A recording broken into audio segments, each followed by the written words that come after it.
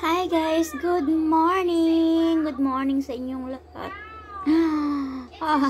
Kagigising ko lang po guys. Ayan, kagigising lang namin ni Inday Tisay. Yung ama niya ay unang nagising. Kanina pang mga 4 o'clock. Ayan, nag-shower na siya guys. Ayan.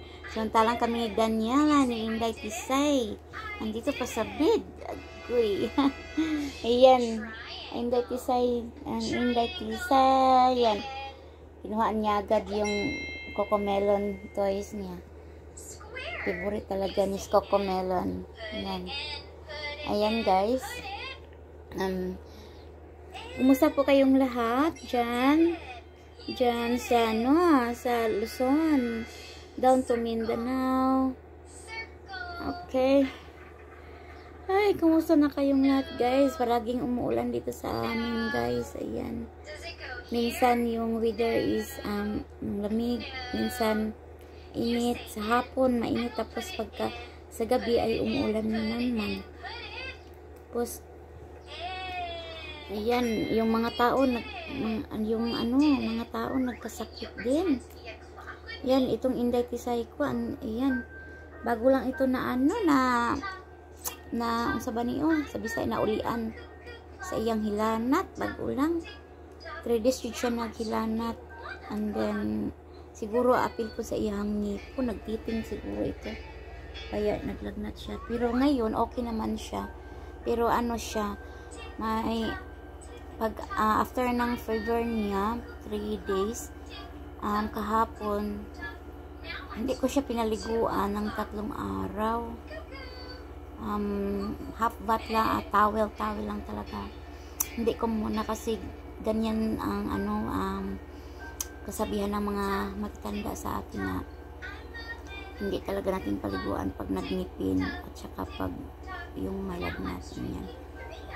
Tapos kahapon nakita ko sa kanyang sa kanyang skin, lahat sa kanyang katawan, na lumalabas yung mga parang siyang bungang araw, anak araw.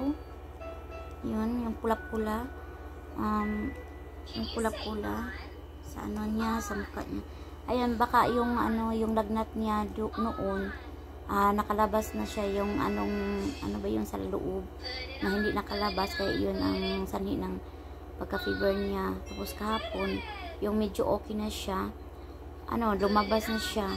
Tapos ayun, hindi na siya nag-iyak-iyak, okay na siya. Kasi kasi lumabas siya. Yan guys. Oh, wait lang tay. Oh, wait lang. Mami. Ayan. Minsan aringit ito guys. Minsan aringit. Yeah, ma. There, mommy. Say hi, hello, good morning to people. Yeah. Good morning from Daniela Inday Tisay in Mindanao. Yan guys.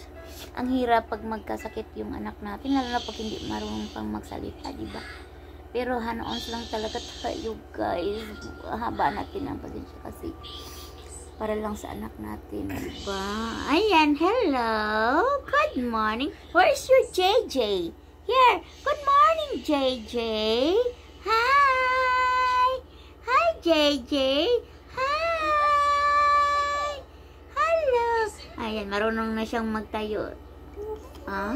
Ayan guys, nagpa-practice na yun siya, turo-turo. Kasi malapit na itong mag 1 year. 11 months na ito ngayong 28. Tapos next month is na siya, celebrate na kanyang 1 years old. Ayan. Pero yung teeth niya is hindi pa rin lumalabas. Ayan. Pero baka coming na, kasi yan ang dahilan sa pag niya, lagnat. Ayan. Kasi nakita ko na may sign na talaga yung mga gums niya. Ready na talaga. Ayan. Gusto ko nga, hopefully na, pag maglabas na yung unang teeth niya is lahat-lahat na talaga. Kasi parang iisa na lang yung niya. Yung sakit na mararamdaman. Ayan guys. Ayan. Maya na din ako, magtayo na din ako. Tapos kay Inday Tisay. Kung anong ipapakain ko nito, biscuit or yogurt, or then magluto na din tayo ng mga kain, kasi may anak tayo, di ba? kumakain na din ito ng rice, guys. Walang pili ito. Ayan. Kahit walang ulam kami, guys, makain ito ng ano, asin. At saka soy sauce. Yan. Hindi yan ito maarte. Hindi ito sa iko. Mabubuhay talaga ito sa mountain. Ayan. Yan, guys. Hindi yan maarte. Walang pili sa pagkain. Yan. Mahilig talaga makain ng rice. Hello? Hello? We get up na? Huh? The time? What time now? Is 5.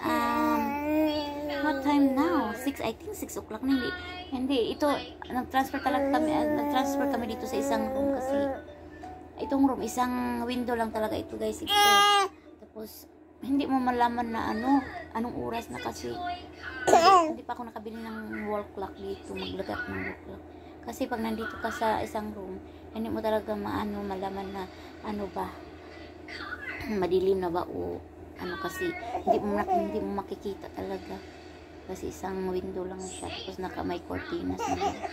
Ayan, guys, ito lang, guys, kasi si Inday Tisay, ayan, naaringit na talaga siya, guys. Ayan, guys, ayan, bye bye for a while and then see you next time, see you later. Okay, bye bye, take care.